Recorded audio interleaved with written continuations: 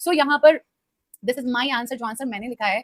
तो मुझे जो टॉपिक मिला था वो एमएसएमईज के बारे में था, like micro small and medium enterprises, इसके बारे में था, और ये हमारी इकोनॉमी के बारे में हमसे पूछा था। तो जब मैंने इसको बनाया, सो लाइक ये वाला जो पूरा का पूरा पैराग्राफ था, this was actually together, but यहाँ पे एक ब्लैंक, लाइक एक स्पेस से ये अगले पैराग्राफ में पहुंच चुका है, बट इस पे कोई भी मार्क्स नहीं कटे हैं। अगर बात करें रिपोर्ट की, तो देखो यहाँ पे strength, mistakes and feedback, everything is here.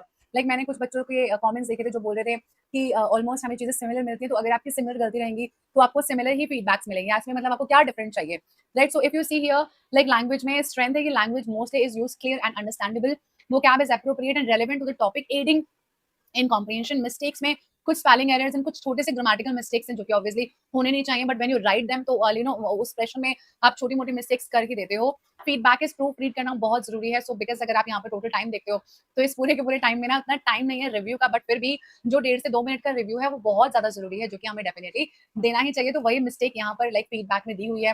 Content relevancy में ठीक है, बट लिखा है माइनर इनकंसिस्टेंसीज इन स्पेलिंग, तो जो ऊपर है वही यहाँ पर भी है, क्योंकि और कुछ यहाँ पे मिला नहीं। सिमिलरली स्ट्रक्चर में तो सब में कुछ बहुत अच्छे फीडबैक्स हैं, एंड ऑब्वियसली इसी तरीके से एआई इवैल्यूएट करता है, because when this plan was made by गाइडली, I think ये पूरा एआई इवैल्यूएशन के हिसाब से ये प्लान बनाया गया है।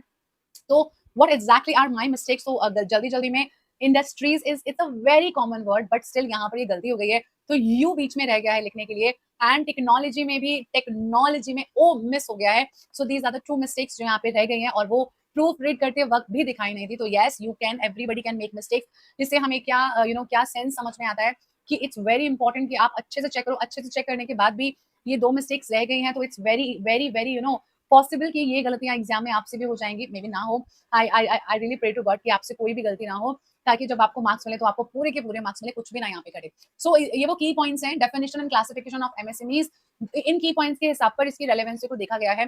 Contribution of MSMEs to employment generation, role of MSMEs in GDP and export, MSMEs as a bridge between large industries and rural areas, promotion of regional balance developed by MSMEs, MSMEs fostering innovation and entrepreneurship, importance of government initiatives supported MSMEs, impact of MSMEs on inclusive and sustainable economic growth. So अगर बात करें, this was about the essay।